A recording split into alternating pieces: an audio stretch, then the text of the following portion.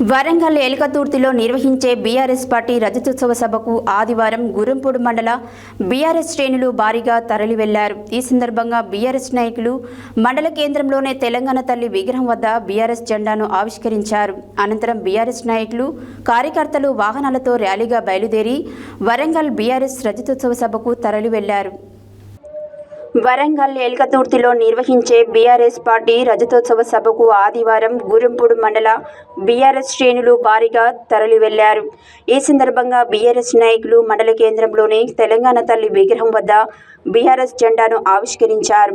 అనంతరం బీఆర్ఎస్ నాయకులు కార్యకర్తలు వాహనాలతో ర్యాలీగా బయలుదేరి వరంగల్ బీఆర్ఎస్ రజతోత్సవ సభకు తరలి వెళ్లారు.